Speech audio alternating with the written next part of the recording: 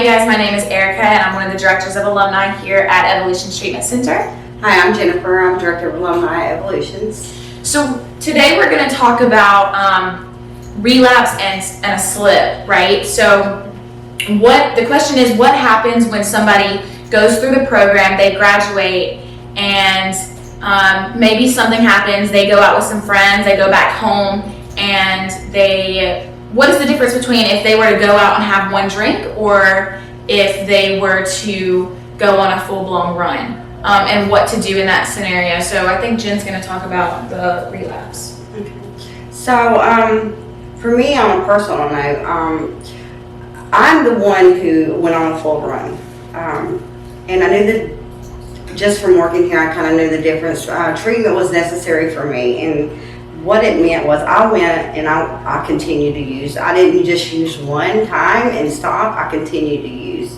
And I know that I needed treatment at that time because my body had become physically dependent on the drugs. I started to experience some serious withdrawals. I know that for me, I needed a medical detox because detoxing off of drugs and alcohol can be highly dangerous without medical attention. So there is a difference between just a slip where you can get back on track and go to meetings and work with a sponsor, but when it becomes medically necessary to be treated by a physician, that's where I knew that I needed to come and get help. And so for me, and in my experience, I went through the program, I graduated, and when I was in halfway, I started getting around the wrong crowd and picked up a substance that wasn't something you could catch on a drug test. And I kind of was in that cycle on and off for a few weeks. I can't really exactly remember how long, but I didn't go back through treatment. And the reason being is because I wasn't physically dependent on it.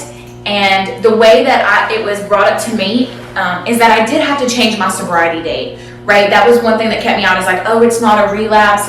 It's not even a slip. I was in denial. But the truth of the matter is that I had put a substance into my body. And so I had gotten a different sponsor than what I had, because the sponsor that I had, I wasn't truly working the steps. I was sitting down with her, I was going through the book, but there was no internal change going on inside. And so I got miserable, just like everybody told me that I would.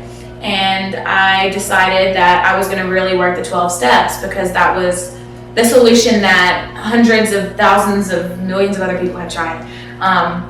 And so I started going to meetings, different meetings. I really met with my sponsor, and I went through the book, and once that internal change started to happen, that's where the miracle started. So how do you decide, the real question is, how do you decide whether or not to go to treatment if something were to happen, right? So what do you do? Well, if you are one of those people who have had some time sober and picked back up, whether it was one drink or whatever the case might be, or a full-blown run, you can always reach out to us. We're always here.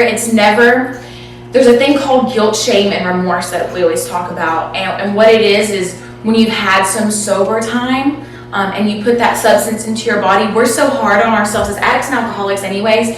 We're super hard on ourselves. And so don't allow for that guilt, shame, and remorse to keep you back out. We're here to support you. We're never here to put you down. We just want you to be happy and to succeed. So you can always reach out to us, and we can kind of maybe help you navigate the difference, because through our experience, Jen went back through treatment, I didn't. And so we can kind of help you navigate what it is that you might be able to do. Always a huge suggestion, regardless of which category you fall under, is to go to a meeting, reach out. Because if you don't and you're anything like us, you'll just continue to use, and things will get worse every time. That's exactly what happened with me. Like, I was so ashamed of myself and had so much guilt that I would not reach out and tell anyone. And I kept myself out there and about killed myself for almost 5 years. And my pride would have killed me. And so I just want everybody to know, we are here for you. You never have to feel alone. We're not going to, we don't shoot our wounded. We're here for each other. So if you ever need any type of help, we're not here to condemn you. We're here to help you. That's great.